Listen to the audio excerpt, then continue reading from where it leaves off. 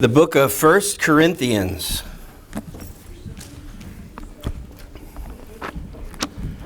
Last week, finishing up chapter 6, Paul dove a little deeper into the topic of sexual immorality, and he warned us about how destructive it is and how incongruent it is for the believer in Christ to practice and even commit sexual immorality. He brought that all home to us by telling us that these bodies that we have, they are from God, they belong to God, and they're going to return to God one day. So verse 20 is such a powerful verse. I love that verse. Paul said, "You were bought with a price, so glorify God in your body." I just love that reasoning there. You were bought with a price, so therefore, because of this, glorify God with your body. And now we come to chapter 27, and it's going to tell us exactly how to do that. How do we avoid sexual immorality and glorify God with our bodies if we are single? How do we do that if we are married? How do we do that if we are divorced? How do we do that if we are widowed? So Paul is going to cover all of that very thoroughly here. All things regarding Christian sexuality, any kind of relationship, romantic or affectionate relationship that you could have with another person, appropriateness, inappropriateness. Paul covers all of that here. He leaves no stone unturned. He leaves very little to the imagination. And I'm thankful for thorough teaching like this, all in one section. Isn't it easier when you don't have to chase it down, a verse here, a verse there, a passage here, a passage there? It's great when it's just, boom, here you go. Now, we spent a ton of time covering all of these topics when we were in the book of Luke, the Gospel of Luke, and teaching through that 5-part sermon series titled Singleness, Marriage, Divorce, and Remarriage. I wanted to mention that because even though we're studying 1 Corinthians chapter 7, and we referred to that a lot during that 5-part series, I don't want you to think that this should take the place of that. I think we were actually far more thorough in that 5-part sermon series than we're going to be even with chapter by chapter, verse by verse through chapter 7 here. So we've taught through a lot of this. We should know this stuff, but I want to just mention that so that you realize the two different resources that you have. If you have any questions regarding any kind of issue or topic related to Christian sexuality, I honestly think we've already covered it in that 5-part sermon series. I think that should stand as a very good resource for Anchored Fellowship, topic related, of course. And now we're going to go through 1 Corinthians chapter 7 bit by bit, piece by piece. Now, we're going to stick with the text mostly. We'll grab whatever other verses and references that we need as we go through this and keep it kind of close-knit to the text. So we were more thorough last time, but this is going to be thorough as well. When we're done with this study, you already have 5 whole teachings on these topics. You're going to probably have a minimum of 8 at the rate I teach. Probably, realistically, more like 10 teachings on any topic related to Christian sexuality. So this should be a very well-taught church. You should know these things in and out. And I want to give you confidence in what has been taught and what's going to be taught in this chapter, that it is very accurate with Bible doctrine. I firmly believe that there's not a single bit of this that we're getting wrong. Obviously, if I thought that, then I would switch it up and get it right. But just to kind of, test the waters a little bit, I decided this week, and it was honestly the most exciting thing I did all week, and that's saying a lot because I spent Sunday through Thursday along the Mahoning, hiking, biking, canoeing, camping. It was wonderful, but this was the most exciting thing I did all week. I took these topics and I threw them out to AI, and I asked AI to use only the Bible and go through everything that the Bible says on these topics, break it down for me, use your research, your reason, and your logic, and tell me what the Bible teaches on all of these topics. And I mean, that was exciting for me because, yes, I admit I'm a bit of a Bible nerd, but I mean, this is AI. We're throwing this task to AI, and what I love about that is that AI is a research, reason, and logic machine. That's it. It doesn't come into a task like this with a bias. It doesn't come into a task like this holding and clinging to pet doctrines or preconceived notions. It approaches this from pure logic, from pure reason, just taking the facts, balancing them together. We would call that rightly dividing the Word of God. It's weird to think about AI doing that, but that's what we would call it. And then yielding for us the results. And I am extremely excited to say that I was about 20% right on all of this stuff. No, of course, I wouldn't bring that up if it was 20%. No, AI did not disagree with a single thing that I have taught you in those 5-part sermon series. It's not going to disagree with a single thing that I'm going to teach you in this chapter. So I'm telling you, you should have confidence that based on pure logic and reason, AI is confirming I did it right. I've taken all of the information, I've balanced it right, I've come to the right conclusions and interpretations, and to, for AI, let me put it this way, if we are wrong about any of this, then I think the Lord's going to go pretty easy on us, because if it doesn't reason out with just like pure and perfect reasoning, then something's wrong, right? Would God teach us stuff that didn't reason out? Would He teach us stuff that conflicted? Well, this says this, but that says that. Let's pick one. Would God do that? No, He wouldn't do that. When it comes to topics like this, He's going to make sure that we can logic and reason it out and understand it correctly. And I am very confident that we have done so, and I will give you some quotes from AI in the next study that we do, especially when we get into the topics of separation, divorce, and remarriage. It's very important there because I'm going to say things like, when Jesus said, don't divorce and remarry except for the reason of sexual immorality.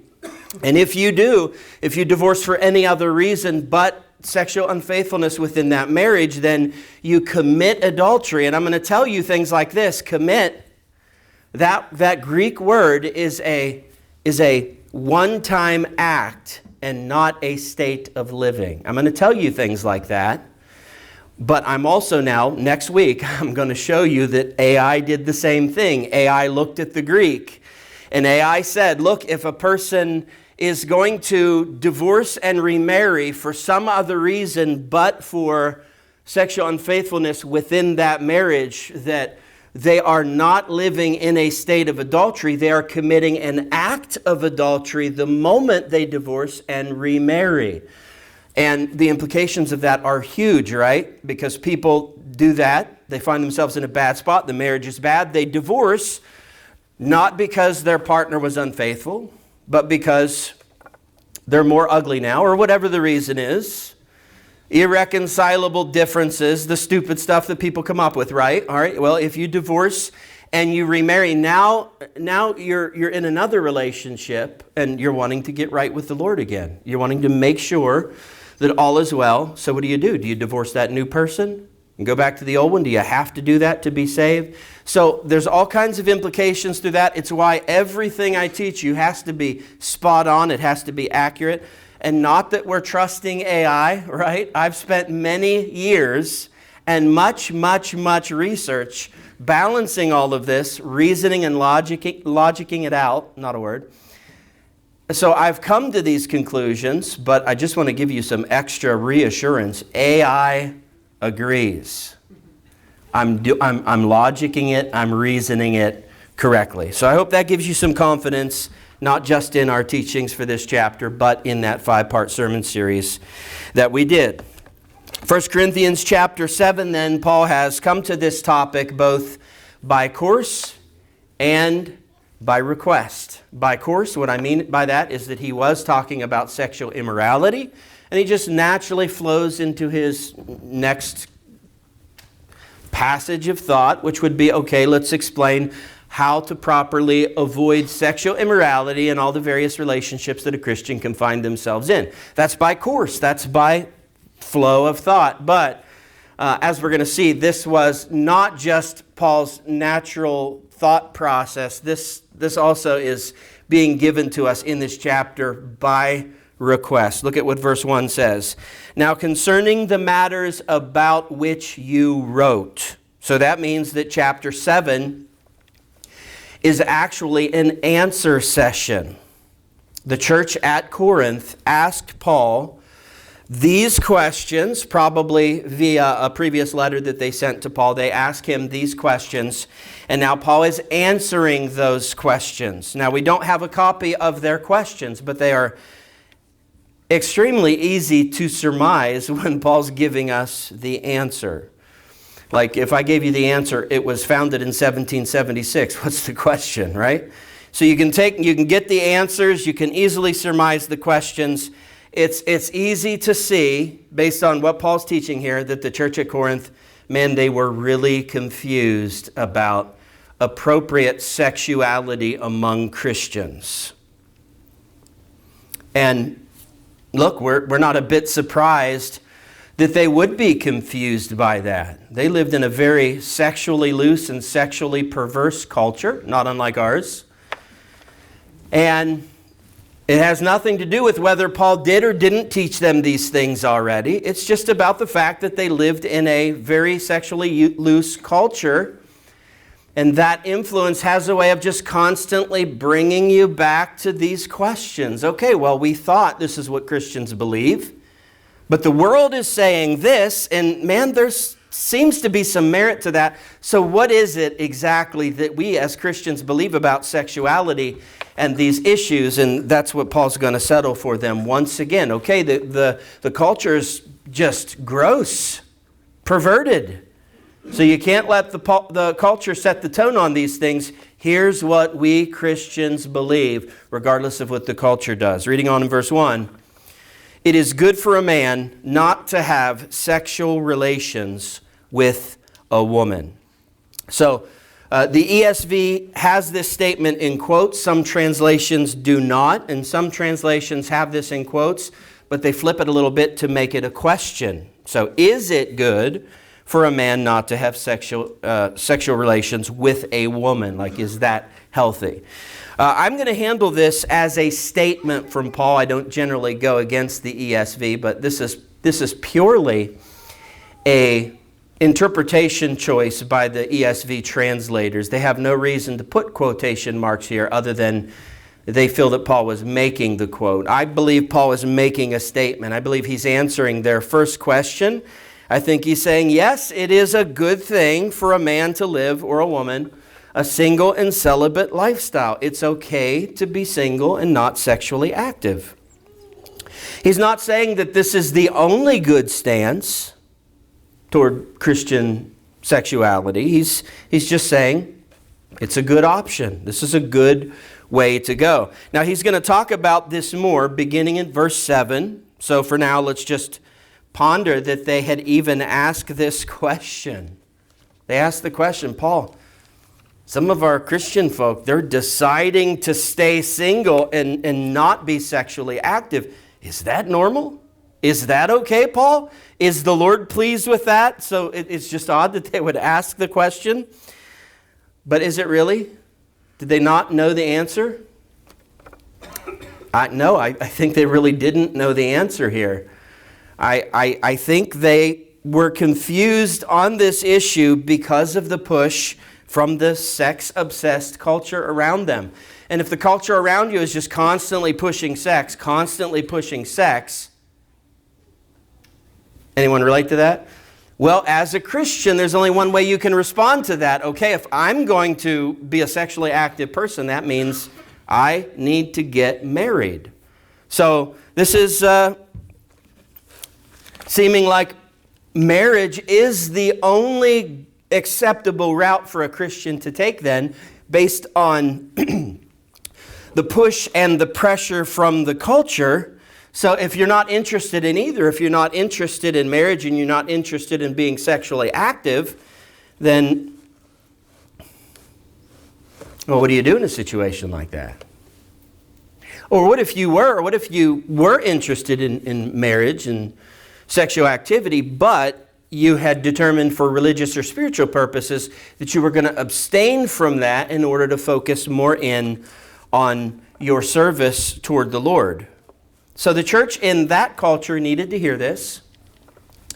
And I venture to say the church in this culture still needs to hear it to this day, that yes, it is a good thing in the eyes of God for a person to have no desire to be married and to essentially be an asexual person where they do not have sexual desires or they do not have strong sexual desires. And it's okay with God. It's a wonderful thing in the eyes of the Lord if you do have all of those desires, but you have a stronger passion for abstaining from those things so your focus can be singularly upon the Lord. All of that is perfectly fine with the Lord.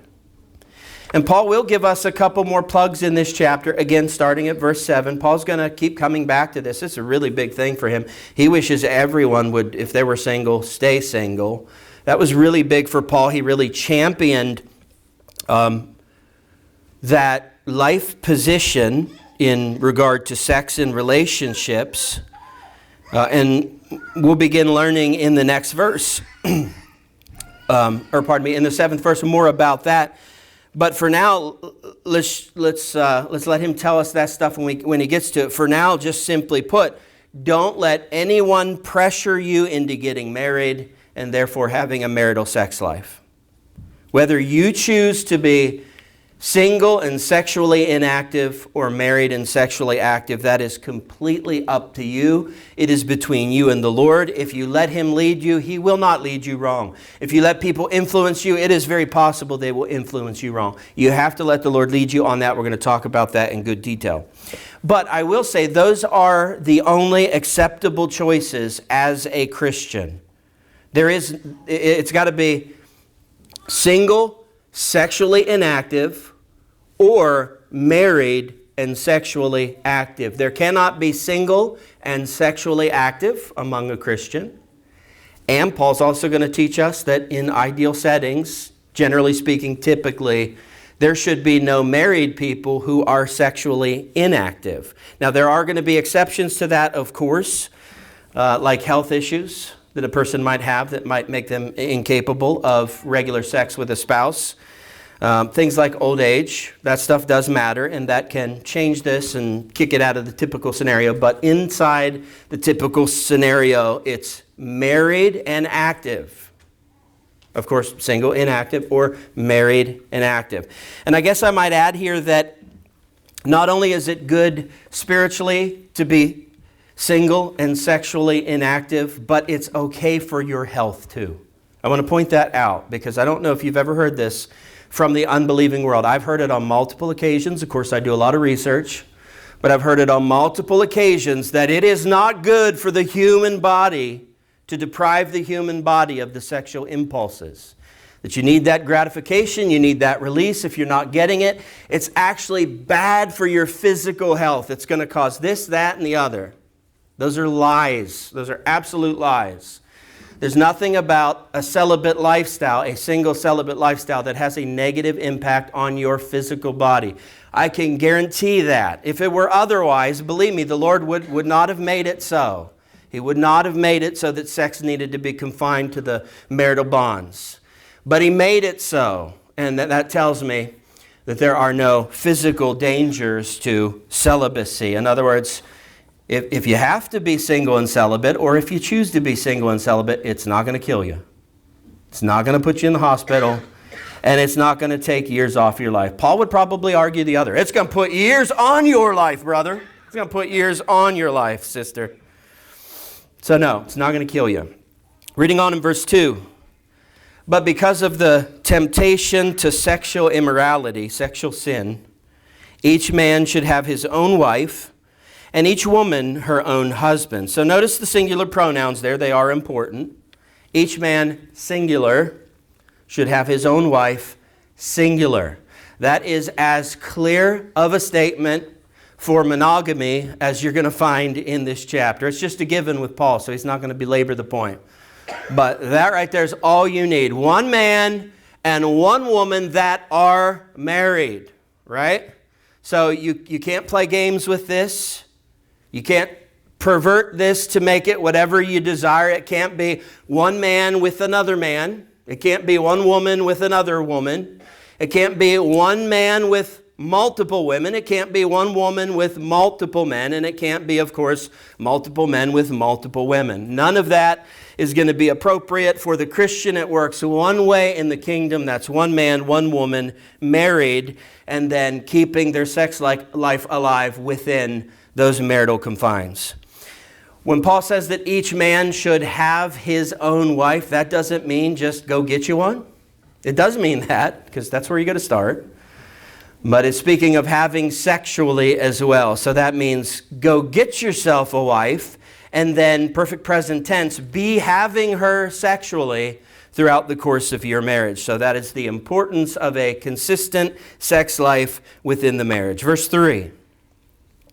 The husband should give to his wife her conjugal rights, and likewise the wife to her husband. The Greek word for conjugal is eunoia, and ordinarily it just means kindness, but when it's used euphemistically, it means conjugal. At first I just hated this translation on this. I can't believe they put conjugal rights. Personally, I still kind of prefer the New King James Version on this. Affection. Render the affection that's due her, and likewise her to him. I still kind of like that, but literally speaking, this is probably more accurate, because conjugal, when you're using that word conjugal, you can also use that in a kind of a variety of ways, but in general, it just means marital relations. So stuff that goes on between a man and a woman. But of course, Paul is using this euphemistically. So Paul's focus very obviously, and if you don't believe me yet, just keep reading. His focus very obviously here is specifically on the sex life. So that aspect of the conjugal rights. It is, of course, sex within the marriage. That's his major context. So according to Paul, that is a great way for a man or a woman, a Christian man or a woman, to lessen and relieve sexual temptations that you might have related to outside of the marriage. Now, if you're not married and you're struggling with sexual passions, the message here would be, consider getting a spouse. Consider getting married. If you have a wife, or once you have a wife, then let there be regular sexual expression between you and your spouse. And if you do that, you'll be too spent to be tempted elsewhere. You'll be satisfying each other. If you eat at home, you won't be tempted to eat out at the restaurant, right? If you're regular in your sex life at home, you won't be tempted outside of the home. So, now that we have stated that, that is not to say that this should be the singular motivation for you wanting to get married. It doesn't mean just find the first Christian person that comes along, make sure they have a pulse and sexual organs, and go for it. Marry. It is not what Paul's saying. You might want to write this down. This is not your motivation. This is to be revelation. All right? It's not your motivation. It's to be a revelation. If you're struggling with sexual passions, that's a revelation to you that you are best suited by God to be in a married relationship with a spouse. That it's you're having that desire to be satisfied sexually. So that's revealing to you that God created you for that. He created you to be married. If you were asexual, if you didn't have sexual feelings, sexual impulses, then that's a revelation as well. You're not struggling with lusts. You're not struggling with sexual passions. That's a revelation. So, you don't need to get married. The Lord maybe has called and purposed for you to be single throughout the course of your life. It is important to note that the sex drive was given by God because of the abuse of sex in the culture, it's very tempting to want to go in the complete opposite direction on this and just always view sex as an awful or a dirty thing and the sex drive as some kind of twisted, perverted thing. That sex drive, that was actually given to you by God. God gave Adam a sex drive, a perfect sex drive, and in most situations, the sex drive is an extremely strong drive, a quite powerful drive. And God had to make it that way. It had to be a strong drive. If other drives in our life were stronger than that, then, well, we would never get around to God's ultimate command to mankind, which would be to be fruitful and multiply. Procreate, have kids. Let your kids have kids. Keep this thing going. So if a man's fishing drive is stronger than his sex drive, well, wife, I hope you're okay with spending a lot of time on the boat without kids, because he's probably never going to give them to you. And if the wife's shopping drive is stronger than her sex drive, then husband, I hope you're quite okay with working a lot of extra shifts to fund that. Good news is don't have to worry about booking a babysitter because she never gave you any kids. She's too busy shopping. So God made the sex drive a powerful drive, a strong drive, so that we would fulfill His purpose in procreation. And for those early years, Adam's sex drive was perfect. Can you think about that? How awesome that would be? I mean, it should be easier when all the people you know, they're your kids. I get it. But just think about a perfect sex drive, a sex drive that desires and craves no other person but your spouse. It's the kind of sex drive I have. Think about how perfect that is, how wonderful that is. Now, think about what we have and what we wrestle with, everyone except for me. By the time the sex drive gets to us through procreation, it's no longer a perfect sex drive. It is a fallen sex drive. And Paul told us in the previous chapter, didn't he, that there's quite a difference between the hunger drive and the sex drive. The hunger drive doesn't need to be governed. Well, you got to watch your limit a little bit on what you eat. But the types of food, that doesn't need to be governed. The hunger drive is undefilable. You remember that? But the sex drive is defilable. The sex drive can cause sin. You can't just listen to the sex drive. You have to discern when it comes to the sex drive, and you have to be able to express yourself sexually in a godly and holy way, if you're going to express yourself sexually at all. So avoiding sexual sin, that should not be your only reason for getting married. But struggle in that area, struggle with those passions, should be a revelation that perhaps the Lord has desired for you to be married rather than single and trying to struggle against those passions and living a celibate lifestyle. But after that revelation, just to kind of put this out a little bit further, taking it to the next logical conclusion, just so that I can kind of forever prove to you that this isn't the only motivation for getting married, so you'll stop committing sexual sins. Let me just say, this is the whole beginning of the process. That revelation is the beginning of the whole process. Paul by no means would tell you, well, just grab anyone and get married to them so that you stop committing sexual sins. He'll tell us in verse 49, is it? That the whole point of this is that you marry in the Lord. Verse 39, pardon me. That you find someone and marry in the Lord. So this starts the process, and then how does the process go from there? All right, you get the revelation. Man, I'm having a difficult time with these sexual passions.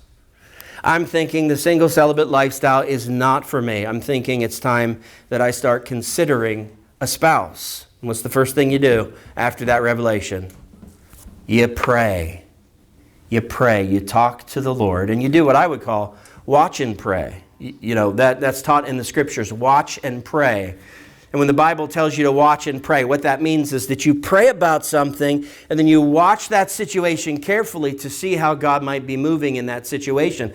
That's what you do when you decide maybe it's best for me to get a spouse. You watch and you pray. You pray about that situation, and then you keep your eyes open. Be on the lookout, in other words. Get your antenna up.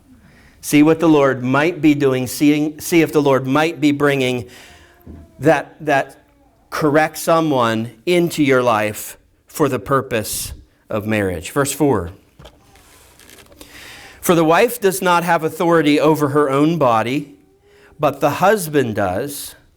Likewise, the husband does not have authority over his own body, but the wife does. Now, let's not be ridiculous about this. Like, honey, is it okay if I use the restroom? It's your body. It's not mine anymore. We're married.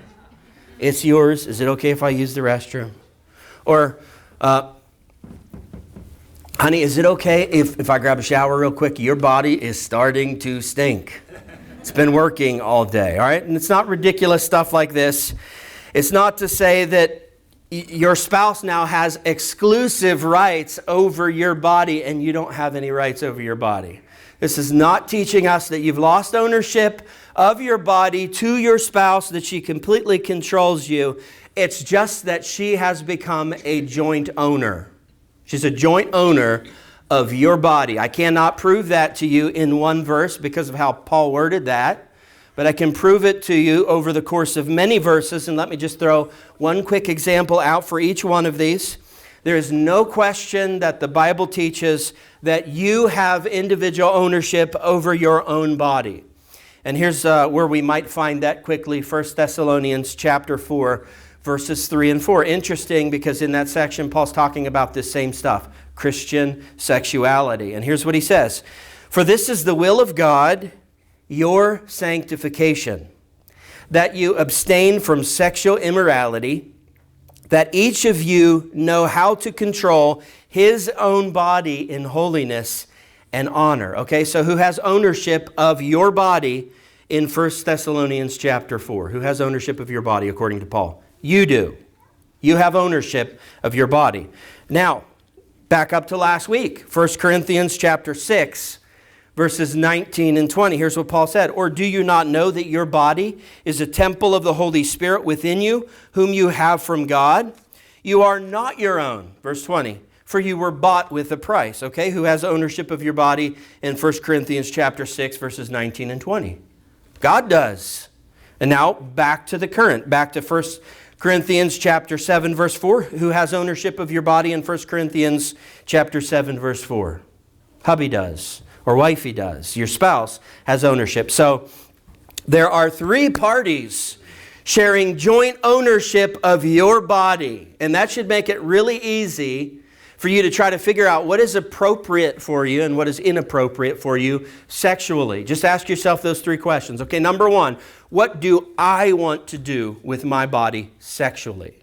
I assure you that is the least helpful of these three questions, without a doubt. Question number one, what do I want to do with my body sexually? Question number two, what does my spouse expect me to do with my body sexually? That's a good one. That's usually a good one. That helps to steer your behavior in the right direction most of the time, not all of the time. That's not the best judge here. Question number three would be what? How does God expect me to use my body sexually? And there you have just that threefold, that joint ownership of your body, making sure all three are pleased in the process of what you do with your body. You never thought your decisions were so far-reaching and so far impacting, did you?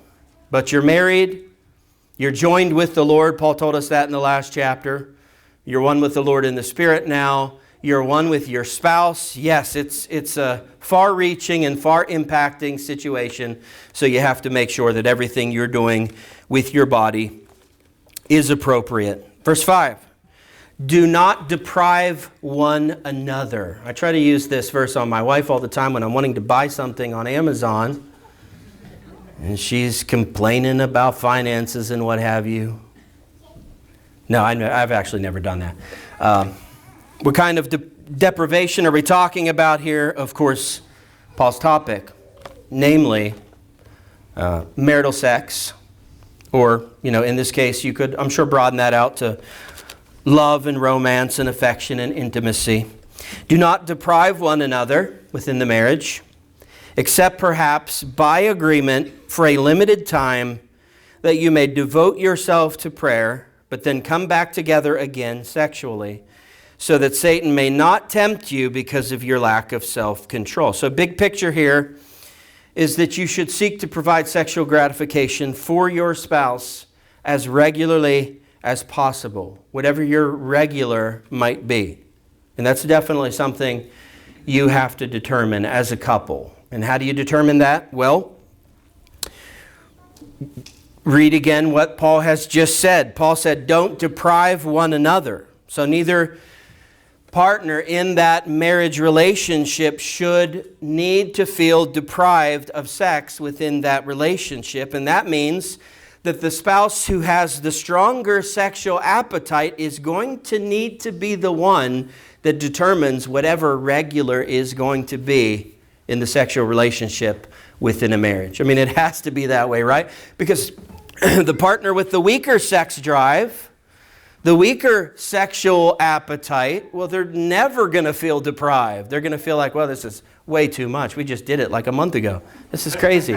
So it's got to be the person with the stronger sex drive that determines what regular is going to be for that marriage, so that neither person feels deprived.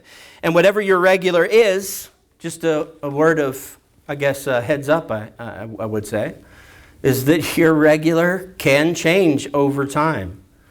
Circumstances can change that. Time can change that. When you're very young and you just get married, it might be every night. Might be every other night. When you get into your middle age, it's a few times a week maybe. Get a little older, it's maybe a few times a month. Get a little older, it's a few times a year. Get much older and you die, but you die happy because you were regular. Sure, it may have only been a couple times a year, but that's your regular, so you're good. Smile on your face. Now, none of this means that you can't ever say no to your spouse. Of course not. It just means that you should try your best not to. If there's no reason why you shouldn't, then you probably should in order to fulfill the spouse's sexual passions and desires there. Now, if you have a legitimate reason why you can't, then so be it. I just request as a pastor, for the sake of your spouses, that you don't fake headaches and that you don't lie about being tired. You cannot be selfish when it comes to providing sexual gratification for your spouse. You can't do that. And you can't use sex as a weapon either. You can't use sex as a weapon to control your partner or to manipulate them in any way. The Lord sees all of that. So just read 1 Corinthians chapter 13 and apply that love to sexual love. And if you'll do that, you'll be selfless and giving, cooperative. You won't be demanding when it comes to sex. It's going to help to just square you away on the topic. If you deprive your spouse of sex too much, you know what the possibility is here. The possibility is that it could cause your spouse additional struggles with their sex drive. That could cause them to start looking elsewhere, to start looking outside of the marriage for sexual gratifications. They shouldn't do that. Not as a Christian, for sure. But it's possible that they would do that, and you can at least help to avoid such a potential disaster by just giving yourself wholly, completely, and regularly to your spouse sexually within the marriage. I mean, if they desire you, go for it. Right? If you've been married for a while and they desire you sexually, man, go for it. What's wrong with you? Look in the mirror. Thank the Lord that that spouse still wants you, and then go for it. Thank you, Lord, for your grace. Now, verse 5 does mention the possibility of cessation here. Cessation within the sexual relationship. And the safeguards that Paul has put in place for this are just absolutely wise. I love them. First of all, if you're going to take a break from marital sex, it has to be mutual. Do you see that? You both have to agree to it. It can't just be your decision. Even if you're the head of the household, men, this needs to be a mutual break from sex, first and foremost. Secondly, it has to be temporary. Even if you agree on it, it can't be permanent. All right? It should only be a temporary break, and I would say brief break. So wife, you cannot decide to become a nun. You got married, you already made that decision. When you got married, you decided, I am never going to become a nun. So that ship has sailed. Brief, temporary breaks only. And then thirdly, there's only one acceptable reason for which a married couple might place a moratorium on their sex life, and that would be for spiritual purposes. Paul says that's the singular reason why there would be a temporary break in the regularity of your sex life. Spiritual purposes. That is, I want to use this time to really dig in with the Lord. I want to use this time to seek the Lord. I want to use this time to get closer to the Lord. If that explains you and your spouse agrees, then by all means, that is a good approach to take. The ESV does not include the word fasting here as the older translations and the newer manuscripts do. It says prayer and fasting. ESV says only fasting, only praying. But either way, whether it is for increased prayer time, drawing closer to the Lord, whether it is for a time period of fasting for your spiritual well-being, I would say the same thing here as I've already said. Don't play games with this. When you cease from your time period of increased prayer, when you cease from your fasting, no pretending, it's time to get back to this. So let's just be real and open and honest about these things. Verse 6, now as a concession, not a command, I say this. So that's in connection with what we studied. It is not a command that a person must get married and be sexually active in order to help with the sexual passions of an individual.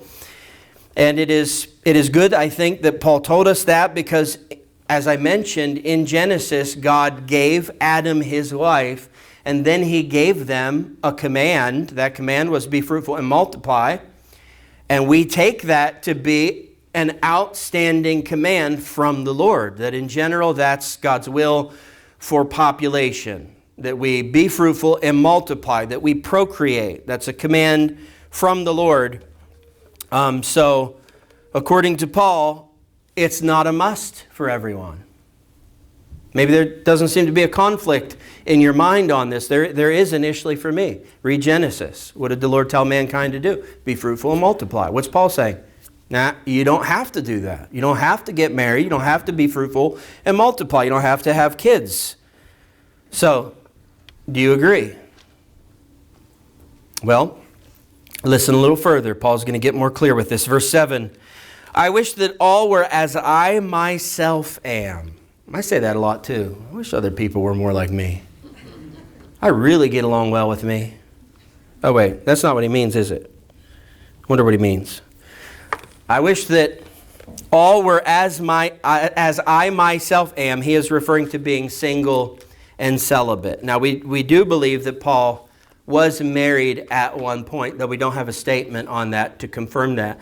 The reason we believe that is because according to rabbinic tradition, which would later on, I think the 3rd or 4th century, be written in the Mishnah, the writing of the oral traditions, it was stated in there that Sanhedrin members could not be unmarried and childless. So if you're going to be a member of the Sanhedrin, you had to be married and you had to have at least a child. So we believe Paul would have had to meet those requirements, that criteria, in order to be a member of the Sanhedrin. I mean, we have that firmly that Paul was a member of the Sanhedrin, which means that, prior to the stoning of Stephen in the book of Acts, Paul was married and had a kid. As he's en route to Damascus to persecute other Christians, Paul would have been married with at least a kid. And then something happens on the road to Damascus. Paul gets converted. We don't read anything ever about him going back to his wife. We don't read anything about his wife. He never mentions it. He never brings it up. He's just on and on, traveling, ministry, training for ministry, time alone with the Lord. That's all we read about Paul until we get to 1 Corinthians chapter 7 and we find out Paul's single. How did he get single? He had to be married. How did he get single? The answer is, we don't know for sure. It's possible that his spouse, his wife, died. But most Bible scholars believe that when Paul got saved, converted to Christianity, that his wife, a hardcore Orthodox Jew, had determined and decided and followed through with divorcing the Apostle Paul because of his conversion to Christianity. I admit that seems most likely, but I don't have a lot of historical, extra-biblical references to support that, but it does seem likely. Paul was married. For whatever reason, he's not married now. He is practicing a celibate lifestyle. Very bad verbal slip there. So he says in verse 7, I wish everyone was like that. I wish everyone was single and celibate. Man, this is awesome. I wish all were as I myself am, reading on. But each has his own gift from God, one of one kind and one of another. Now, there's a whole lot of meaning packed into verse 7 there. Paul is teaching you a whole lot of stuff there. He's teaching that you cannot live a single life if you were gifted for the married life, and you cannot live a married life if you were gifted for the single life. And when he says gifted, what he means by that is that that's the way God made you. He designed you for that. That's one of your callings and purposes in life. And so that becomes the desires and passions that you have. God did that. God did that in you. So you make sure that you're gifted for marriage before you get married. Because again, once you get married, you can't go back and decide, no, I think I missed it and I was gifted for the single life. I already gave you an example of that. Let me give you another one. Honey, I decided, it's been a great 7 years. It's been great, but I decided to be a Catholic priest. Don't do that. Don't do that. You decided to get married. So again, that ship has sailed. First of all, never become a Catholic priest. That's never going to be a good idea.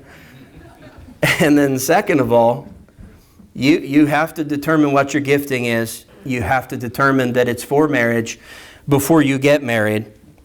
And then what Paul teaches here actually isn't anything new that we haven't already been taught. In fact, Jesus taught us this.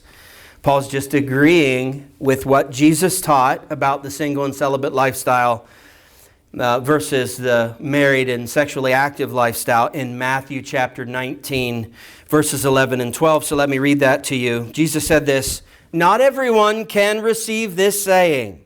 This is not going to work for everyone. But only those to whom it is given, or what's another word for given? Gifted. He's saying the same thing Paul said. You have to be gifted by God for what I'm about to say. Verse 12, Jesus said, for there are eunuchs, that would be those living single and celibate lifestyles. There are eunuchs who have been so from birth. They were either born asexual or, they were born physically deformed so that they could not have sex for one reason or another. They're a eunuch. They've been so from birth. And there are eunuchs who have been made eunuchs by men, and they had to do that if you were in charge of a harem for obvious purposes. The person that was running the king's harem, he couldn't be fooling around. So that was a mandatory surgery. Do you want the job? Yep. Okay, show up tomorrow for surgery. You're going to become a eunuch. And then Jesus said there are eunuchs who have made themselves eunuchs for the sake of the kingdom of heaven. That is, they decided to give themselves so completely to God in His service that they chose singleness and the celibate lifestyle, just to sharpen their focus on God. And then Jesus said, let the one who is able to receive this, receive it. Long story short, Paul is teaching us what Jesus has already taught us. You have to be gifted by God to live a single and celibate lifestyle. Default mode is going to be married and having kids if you're able. That's default mode. That's the most common gifting. That is a gifting too, according to Paul. He's going to, make sure that we understand that very well by the time that the chapter is out. So it's just that being married, having sex, and having kids, that's the common gifting that almost everyone gets. And then the gifting of living a single and celibate lifestyle, that's the more rare gift that very few get.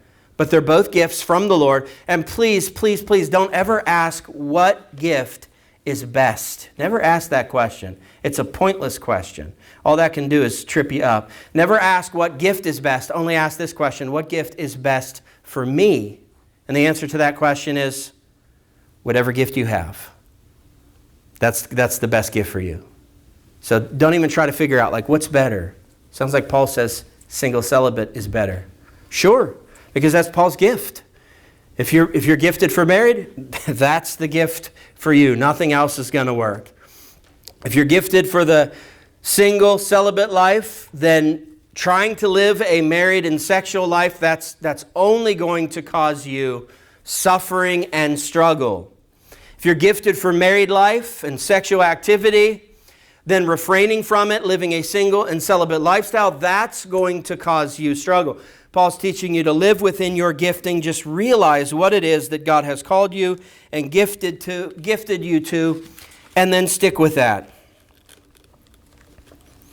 How do you know what your gifting is? How do you know if you're gifted to be married or gifted to be single? I mean, you can pray about it if you really want to, but I would just save you the time. You don't even need to bother with that. You don't really need to bother praying and asking the Lord, Lord, what am I gifted for? You know this. You know this. You already know this. Even if you don't know that you know this, you do know this.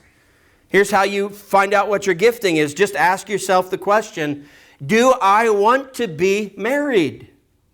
Do I want to have a spouse? Do I want to have a sex life with that spouse? If the answer to that question is yes, if that's where your desires and your passions lie, then that is what you're gifted for. If your answer to that question is, ew,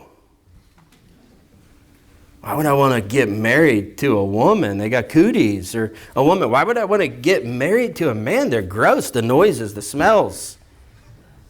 If that's your response, if you don't have those passions, if that doesn't line up with your desires, that's your gifting. It's that simple. We all know innately, if we just confess it to ourselves, what God has gifted us for.